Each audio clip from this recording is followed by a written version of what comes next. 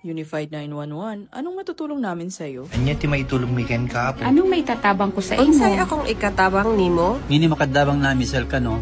Sa anumang wika o dialekto, may tulong na darating sa iyo.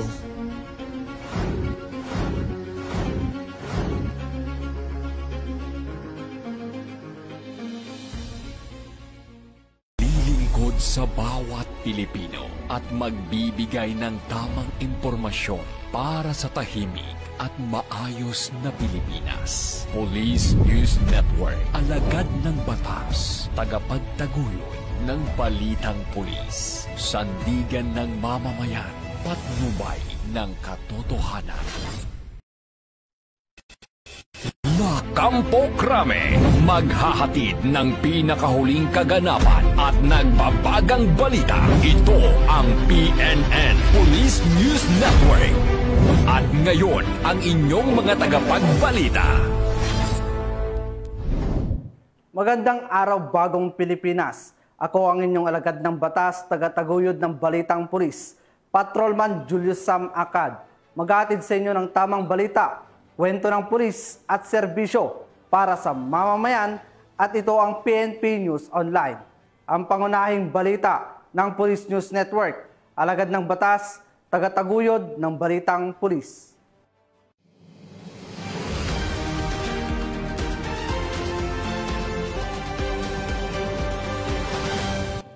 Narito ang mga balitang dapat nyong abangan. Suspect sa pamamaril sa Calatagan, Batangas, arestado ng kapulisan. Dating Communist Terrorist Group supporter sumuko sa Zamboanga, Sibugay. At 4 na milyong pisong halaga ng marijuana nasamsam sa Siargao del Norte, suspect arestado.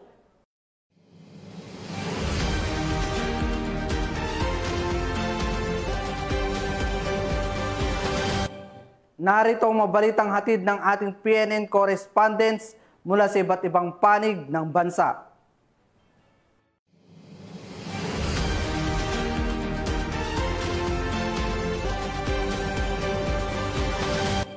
Simulan natin ang balita mula sa bahagi ng Luzon.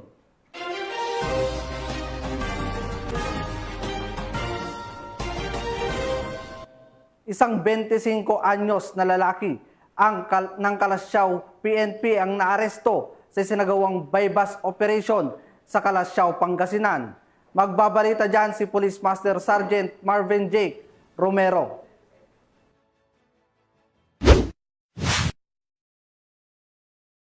Naresto ng mga otoridad ang isang lalaki matapos ang matagumpay na bypass operation sa Barangay San Miguel, Kalasyaw, Pangasinan. Kinilalang suspect na si alias Betong, 25 taong gulang, welder at residente ng Barangay Abunagan, Lasiki, Pangasinan. Ayon sa ulat ng Kalasyaw PNP, nahuli ang suspect matapos nitong ibenta sa isang pusher buyer ang isang heat sealed na sachet na naglalaman ng pinaghihinalang shabu. Sa sinagawang body search na samsam mula sa suspect ay iba pang ebidensya kabilang isang 500 pesos buy-bus money, 7 1,000 bill budol money, at 2 1,000 bill budol money na may particular na serial numbers. Tinatayang nasa 5 gramo at 29 na sentigramo ang kabuang bigat ng nakumpiskang droga na may Arestado ng Bataan PNP ang top 1 most wanted person municipal level na nakasuhan ng frustrated murder sa sinagawang manhunt operation sa Pilar, Bataan. Nakatutok dyan si Patrol Woman Lixen Reyes Saweran. Tagumpay na naaresto ng Bataan PNP ang top 1 most wanted person municipal level na nakasuhan ng frustrated murders sa isinagawang manhunt operation sa Pilar, Bataan. Ang operasyon ay pinangunahan ng Bagak Municipal Police Station, katuwang ang Regional Mobile Force Battalion 3 at Bataan 2nd Provincial Mobile Force Company sa ilalim ng pamumuno ni Police Colonel Marites A. Salvadora, Provincial Director ng Bataan Police Provincial Office. Kinilala ang suspect bilang si alias Matthew, 57 anyos at residente ng Barangay Langkaan 1, Dasmariñas City, Cavite. Naaresto ang akusado sa bisa ng alias warrant of arrest para sa kasong frustrated murder na may inirekomendang piyansang nagkakahalaga ng 200,000 pesos. Agad na ipinalam sa suspect ang kanyang mga karapatang konstitusyonal at kasalukuyang sinasagawa ang wastong dokumentasyon. Nananatiling matatag ang Bataan PNP sa kanilang kampanya laban sa kriminalidad upang mapanatili ang kapayapaan at kaayusan sa lalawigan. Mula dito sa Police Regional Office 3, ako ang inyong PNN correspondent, Patrolwoman Lixen Reyes A. Saweran, alagad ng batas, tagataguyod ng Balitang Pulis. Maraming salamat, Patrolwoman Saweran. Matagumpay na naaresto ng mga tauhan ng Batangas Police ang suspect sa pamamaril na naganap sa bayan ng Calatagan, Batangas. Patrolwoman JV Marie Pamoso sa report. Matagumpay na naaresto ng Batangas Police ang isa sa mga sospek sa pamamaril sa Barangay Balibago, Calatagan, Batangas. Batay sa investigasyon, ang biktima na si alias Michael ay binaril ng dalawang hindi pa nakikilalang sospek habang sakay ng motorsiklo. Sa dami ng tinamong tama ng bala, agad itong nasawi at bumangga sa konkretong harang sa kalsada. Sa tuloy-tuloy na follow-up operation, natukoy ang isa sa mga sospek na si alias JP. Na-recover din ang motorsiklong kanyang ginamit na kalaunan ay inabandona malapit sa isang bahay sa Balayan, Batangas. Naging malaking tulong sa kaso ang kuha mula sa CCTV at sinumpaang salaysay ng isang saksi. Dahilan upang matunton ng mga otoridad ang tirahan ng sospek sa Barangay Hukay, Calatagan kung saan siya ay naaresto. Patuloy naman ang operasyon upang maaresto ang ikalawang sospek at matukoy ang motibo sa likod ng pamamaril. Ayon kay Police Colonel Giovanni Emerick A. Sibalu, Acting Provincial Director ng Batangas PPO, pinupuri niya ang mabilis na pagtutulungan ng mga unit ng pulisya at hinimok ang publiko na makipag-ugnayan sa Calatagan MPS para sa anumang impormasyon kaugnay sa ikalawang sospek. Dagdag pa niya, hindi titigil ang kapulisan hanggat hindi napapanagot ang lahat ng may mga kinalaman sa krimen. Mula dito sa Calabarzon, ako ang inyong Police News Network correspondent, Patrolwoman JV Marie Pamoso, alagad ng batas, tagataguyod ng Balitang Pulis. Maraming salamat, Patrolwoman Famoso. Agad na rumisponde ang Calatrava Municipal Police Station sa naganap na aksidente na kinasasangkutan ng isang motorista sa bayan ng Calatrava, Romblon. Yan ang tinutukan ni Patrolwoman Dara Falogme. Laki na nagtamo ng sugat matapos masangkot sa isang aksidente sa motorsiklo sa sitio Punta, Barangay San Roque, Calatrava, Romblon, nitong Miyerkules ng hapon. Kinilala ang driver na si Rolly, 36 anyos, may asawa, isang boksingero at residente ng Barangay Pangulo, Calatrava, Romblon. Batay sa ulat ng Calatrava Municipal Police Station, bandang alas 5:10 ng hapon, nang makatanggap sila ng impormasyon mula sa isang concerned citizen ukol sa naganap na aksidente. Agad namang rumisponde sa lugar ang kapulisan ng Calatrava Municipal Police Station na pinangunahan ni Police Corporal Mayo at Police Corporal Gilindon upang beripikahin ang insidente. Sa isinagawang investigasyon, lumabas na minamaneho ni Rolly ang isang Yamaha YTX 125 na motorsiklo at walang dalang lisensya sa pagmamaneho. Habang binabaybay ang National Road patungong San Andres, biglang dumulas ang harapang gulong ng motorsiklo dahilan upang mawalan siya ng kontrol at tumama ang kanyang ulo sa konkretong harang sa gilid ng kalsada. Agad na nilapitan ng rumisponding pulis ang biktima upang bigyan ng paunang lunas. Hindi nagdalawang isip ang isang pulis na alisin ang kanyang suot na uniforme at gamitin ito bilang pantakip sa ulo ng biktima upang matigil ang pagdurugo. Isa itong makabuluhang halimbawa ng malasakit at kabayanihan na sa likod ng uniforme ay puso ring handang tumulong, mag-alay at magsakripisyo para sa kapakanan ng kapwa. Pagdating po namin doon sa nangyarihan ng insidente, malubha po ang sugat ng biktima. Agad ko pong hinubad ang aking uniforme para magamit ko po ang inner shirt ko o yung aking puting t-shirt at agad ko pong nilapat sa sugat ng biktima para maibisan man lang ang pagdurugo ng kanyang sugat. Sa mga motorista po, lalo na po ngayong maulan, mag-ingat po tayo at magdahan-dahan sa pagmamaneho. Sumunod po tayo sa batas trapiko at lagi pong sumuot ng helmet. Sa mga individual naman po na nakakakita ng mga aksidentes po sa daan, ay maaari po silang agarang tumawag po sa 911 o sa ambulansya po ng kanilang munisipyo para po sa agarang lunas. Mula dito sa home of the Police Eco Warriors, Calapan City, Oriental, Mindoro, ako ang inyong PNN correspondent, Patrolwoman Dara Falogme, alagad ng batas, tagataguyod ng balitang pulis. Maraming salamat, Patrolwoman Falogme. Mahigit 100,000 pisong halaga ng hininalang shabu ang nakumpiska ng mga operatiba ng Daraga PNP sa kinasang bypass operation sa Daraga Albay. Patrolwoman Geraldel Lorterte sa report. Isang hinihinalang tulak ng ipinagbabawal na gamot ang naaresto sa matagumpay na isinagawang bypass operation ng mga operatiba ng Daraga Municipal Police Station sa pangunguna ni Police Lieutenant Colonel Edgar E. Azadea, COP, katuwang ang Philippine Drug Enforcement Agency Region 5 noong Setyembre 9 taong kasalukuyan sa Barangay Tagas, Daraga, Albay. Nasamsam mula sa suspect ang 4 na peraso ng heat-sealed transparent plastic sachets na naglalaman ng hinihinalang shabu na tinatayang nagkakahalaga ng humigit kumulang 102,000 pesos sa street value. Sa kasalukuyan, nasa kustudiya na ng Daraga PNP ang suspect at mahaharap sa kasong paglabag sa Sections 5 at 11 ng Article 2 ng Republic Act 9165 o ang Comprehensive Dangerous Drugs Act of 2002. Patuloy ang pinaigting na kampanya ng Daraga PNP laban sa illegal na droga sa layuning matukoy, matuntun at mahuli ang mga sangkot sa illegal na gawain sa nasabing bayan. Layo ng pulisya na tuluyang masugpo ang kriminalidad at makamit ang isang mapayapa at ligtas na pamayanan na malaya sa iligal na droga. Mula dito sa Legazpi City, Albay, ako ang inyong PNN correspondent, Patrolwoman Geraldel Lorterte, alagad ng batas, tagataguyod ng balitang pulis. Maraming salamat, Patrolwoman Lorterte. Naaresto ng mga operatiba ng Criminal Investigation and Detection Group, Cordillera, ang isang lalaki sa bisa ng search warrant na isinilbi sa Lagawe, Ifugao. Police Master Sergeant J. Ford Junicio sa balita.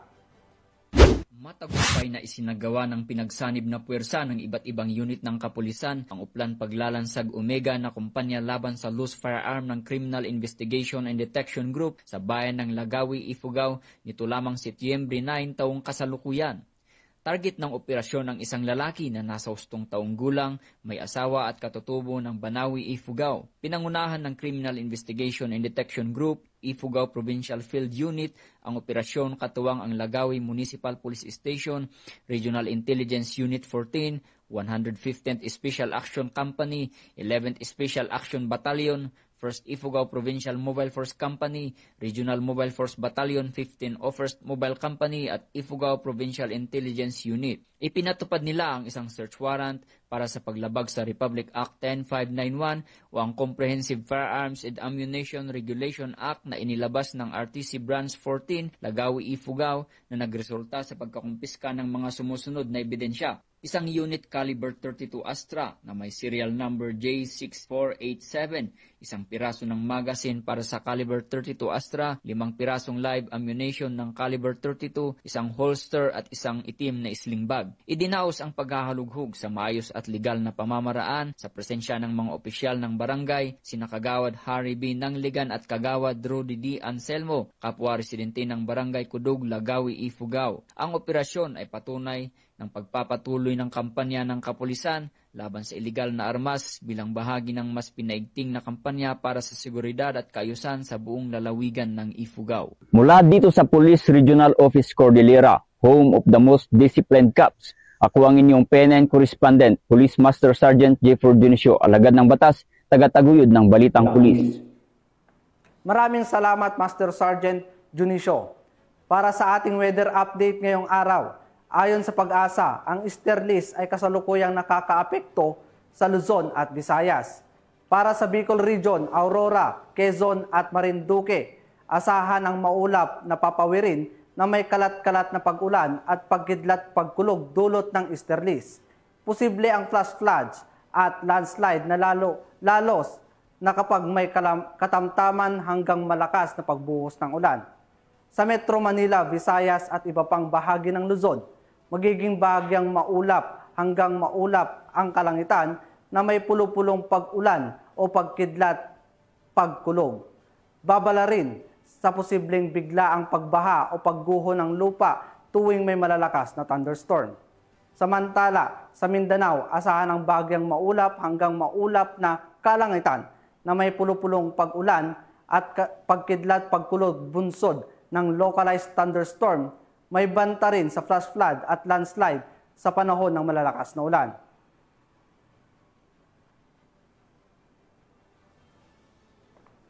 Tunghayan naman natin ang mga balita mula sa Visayas.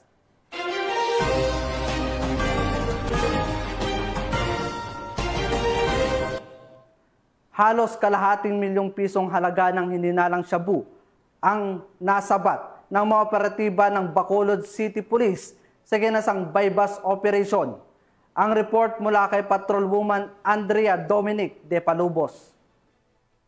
Patuloy ang mas pinaigting na kampanya ng Bacolod City Police Office laban sa iligal na droga. Naaresto ang isang lalaki sa isang matagumpay na bypass operation bandang alas 12:10 ng madaling araw sa Purok Santo Rosario, Barangay Bata, Bacolod City nito lamang ika-9 ng Setyembre taong kasalukuyan. Ang operasyon ay pinangunahan ng City Drug Enforcement Unit sa pangunguna ni Police Lieutenant Colonel Antonio Benetes Jr., hepe ng nasabing unit, na nagresulta sa pagkakadakip sa sospek na kinilalang si alias Marjo, walang asawa, walang trabaho at residente ng nasabing barangay. Sa operasyon, nakuha mula sa pag-iingat ng sospek ang humigit kumulang 70 gramo ng hinihinalang shabu na may standard drug price na tinatayang 476,000 piso. Kasalukuyang nasa kustudiya na ng pulisya ang sospek para sa tamang disposisyon at haharap sa kasong paglabag sa RA 9165 o ang Comprehensive Dangerous Drugs Act of 2002. Layunin ng kapulisan sa Bacolod City na sugpuin ang paglaganap ng iligal na droga sa lungsod at mapanatili ang seguridad ng mamamayan. Nananawagan ang Philippine National Police sa komunidad na makiisa at makipagtulungan sa pamamagitan ng pag-uulat ng anumang iligal na aktibidad upang mapanatili ang kapayapaan at kaligtasan ng komunidad. Sa bawat ulat na ginagawa ng mamamayan, isang hakbang ito patungo sa mas ligtas na kinabukasan at itaguyod ang isang bayang payapa, maunlad at ligtas para sa susunod na henerasyon. Mula dito sa Western Visayas, ako ang inyong Police News Network Correspondent, Patrolwoman Andrea Dominic de Palubos, alagad ng batas, tagataguyod ng balitang pulis. Maraming salamat, Patrolwoman de Palubos. Hawak na ng otoridad ang isang lalaking helper matapos maaresto ng Carmen PNP dahil sa kaso nitong murder sa Carmen, Bohol. Yan ang tinutukan ni Patrolwoman Flora May Azares. Estado ng kapulisan ng Carmen ang isang truck cargo helper na may kasong murder at frustrated murder sa Barangay Poblacion, Carmen, Cebu noong 9 ng Setyembre ng taong kasalukuyan. Kinilala ni Police Major Jude Cibrero, officer in charge ng Carmen Municipal Police Station, Cebu Police Provincial Office, ang suspect na si alias Armando, 49 anyos, na residente ng Barangay Ipil, Carmen, Cebu. Ang suspect ay naaresto sa bisa ng warrant of arrest para sa kasong murder na walang rekomendadong piyansa at frustrated murder na may 200,000 pesos na rekomendadong piyansa. Ang nasabing warrant ay inisyu ni Honorable Sylvia Aguirre Padiranga, presiding judge ng RTC Branch 25 Danau City, Cebu. Kasulukuyang nasa kustodiya ng Carmen MPS ang suspect para sa dokumentasyon at tamang disposisyon. Under my leadership, I would like to remind the public to remain vigilant and cooperative in the fight against all forms of crimes and to immediately report any incidents to the authorities by dialing 911. Together, we can keep our community safe and peaceful. Mula dito sa Central Visayas, ako inyong Police News Network Correspondent, Patrolwoman Flora May Azares, alagad ng batas, tagataguyod ng balitang pulis. Maraming salamat, Patrolwoman Azares. Sa bisa ng ikinasang operasyon ng mga otoridad, nadakip sa Barangay Kabungaan, Villaba, Leyte, ang top 1 regional most wanted person kaugnay sa kaso nitong pagpatay. Tinutukan niya ni Patrolwoman Camberley Flores. Arestado ng mga otoridad ang nakatalagang top 1 regional most wanted person na may kasong murder matapos mahuli sa barangay Kabungaan, Villaba, Leyte. Bandang alas 7 ng gabi nang maaresto ang akusado ng mga tauhan ng Villaba Municipal Police Station kasama ang Provincial Intelligence Team Leyte, Regional Intelligence Unit 8 at Regional Mobile Force Battalion 8 sa bisa ng warrant of arrest para sa kasong murder na walang inirekomendang piyansa. Ang akusado ay dinala sa Villaba MPS para sa kaukulang dokumentasyon at tamang disposisyon. Ang matagumpay na pagkakaaresto sa akusado ay patunay lamang na epektibo ang pagpapatupad ng pambansang pulisya sa kanilang sinumpang tungkulin na maghatid ng serbisyo publiko para sa mas payapa, ligtas at maunlad na bagong Pilipinas. Mula dito sa Eastern Visayas, ako ang inyong PNN correspondent, Patrolwoman Flores, alagad ng batas, tagataguyod ng Balitang Pulis. Maraming salamat, Patrolwoman Flores. Narito naman ang mga balita mula sa bahagi ng Mindanao.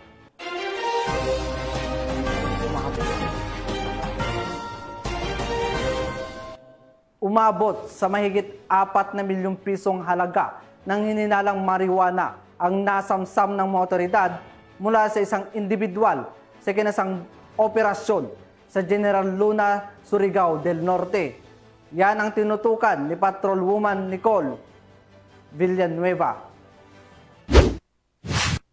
Sa isang matapang na operasyon laban sa iligal na droga, nagsagawa ng bypass operation ng mga kapulisan sa Barangay San Ramon, General Luna, Surigao del Norte. Umabot sa 4,375,000 na halaga ng marijuana kush ang nasamsam sa isang bagong tukoy na drug suspect na si alias May, isang 29 anyos. Sa pinagsanib na operasyon na pinagtulungan ng General Luna Municipal Police Station at PIDEA Surigao Interdiction Unit ay nagresulta sa pagkakakumpiska ng 14 na maliliit na sachet na tinatayang 3,125 gramo ng ipinagbabawal na gamot ang nasamsam ng mga otoridad kay alias May. Na-recover din ng mga otoridad ang marked money na ginamit sa operasyon, 2 cellphone, isang belt bag, mga shipping box at maging ang sinasakyan ng suspect, isang kulay itim na Honda Click na motorsiklo. Nanawagan si Police Colonel Warren E. Dablo, Provincial Director ng Surigao del Norte, PPO, sa publiko na patuloy na magbigay ng impormasyon at nangangakong mabilis ang kanilang mga aksyon upang mapanatiling malaya sa droga ang Surigao del Norte.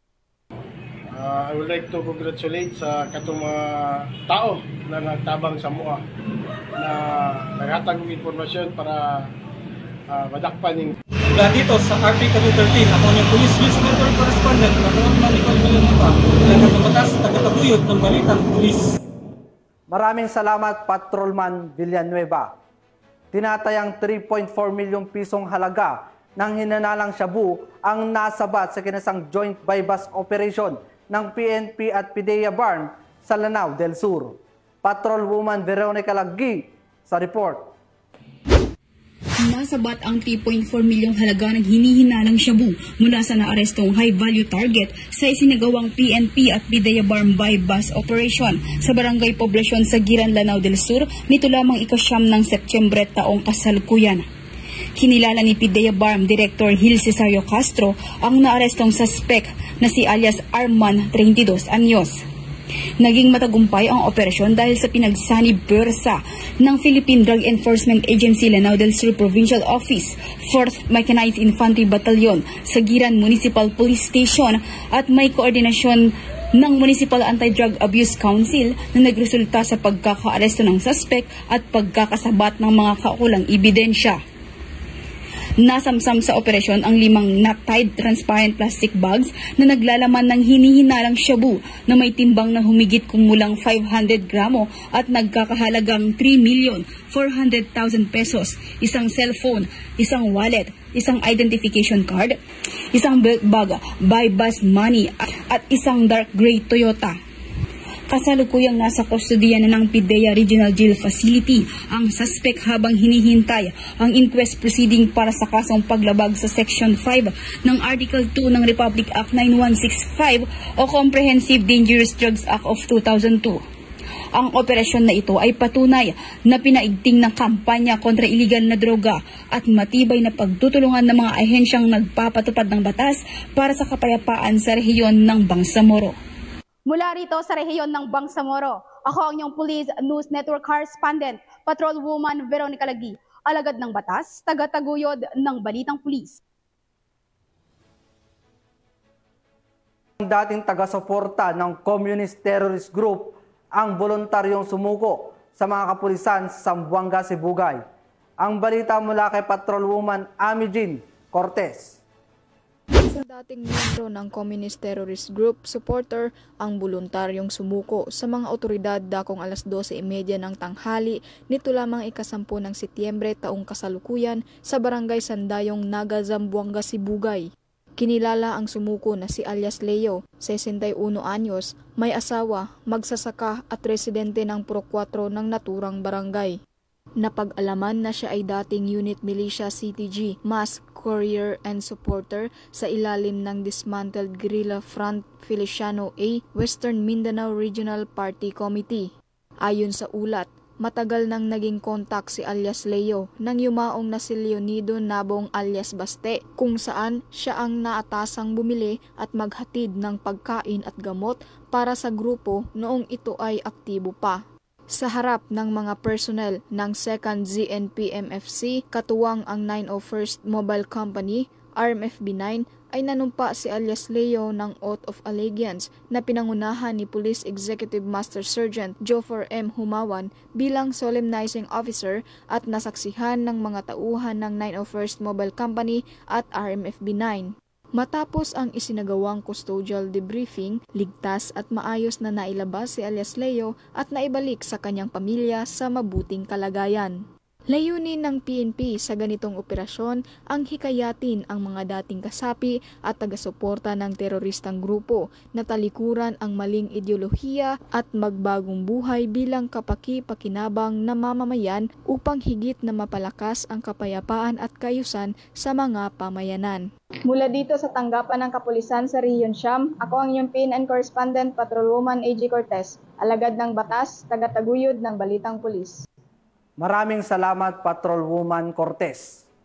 Naaresto ng mga otoridad ang nakatalang top 9 Regional Priority High Value Individual sa kinasang bypass operation sa Tagum City. Magbabalita dyan si Patrolwoman Daphne Pasaol. Tagumpay na bypass operation ang sinagawa ng mga otoridad na nagresulta sa pagkakaaresto ng isang high-value individual na kilala sa alias na boss na nakalista bilang top 9 sa Regional Priority 10 high-value individual. Nito lamang Setyembre 10 sa Purok Tindalong, Barangay Magukpo, Poblasyon, Tagum City. Si Boss, 28 anyos at residente ng Purok Pagkakaisa Misa District Barangay West, Tagum City, ay naaktuhang may dala at nagbebenta ng hinihinalang shabu na may kabuuang bigat na 54 grams at may standard drug price na 367,200 pesos. Pinangunahan ang operasyon ng mga tauhan ng Regional Police Drug Enforcement Unit 11, katuwang ang mga elemento ng Tagum City Police Station, Provincial Intelligence Team ng Regional Intelligence Division 11 at iba pang kaugnay na unit na nagtulungan upang tiyakin ang tagumpay ng nasabing operasyon. Kasalukuyan nakabinbin na ang kaso ng akusado para sa paglabag sa Republic Act 9165 o Comprehensive Dangerous Drugs Act of 2002. Sa kabila ng mga hamon na nanatiling matatag ang kampanya ng pambansang pulisya laban sa droga upang masiguro ang kaligtasan at kapayapaan ng bawat mamamayan. Mula dito sa Region 11, ako ang inyong PNN Correspondent, Patrolwoman Daphne Pasaol. Alagad ng batas, taga-taguyod ng Balitang Pulis. Maraming salamat, Patrolwoman Pasaol. At yan ang mga balitang nakalap ng ating PNN correspondents mula Luzon, Visayas at Mindanao.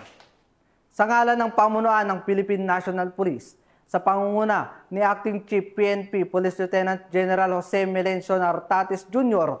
at sa pamumuno ni President Ferdinand Bongbong Marcos Jr., kami ay maglilingkod sa bawat Pilipino at magbibigay ng tamang balita at balanseng balita. Mula rito sa tanggapan ng tagapag-ugnay ng Pambansang Pulisya, ako ang inyong alagad ng balatas, taga-taguyod ng Balitang Pulis, Patrolman Julius Sam Acad. Maghahatid sa inyo ng tamang balita, kwento ng pulis at serbisyo para sa mamamayan at ito ang PNP News Online, ang pangunahing balita ng Police News Network.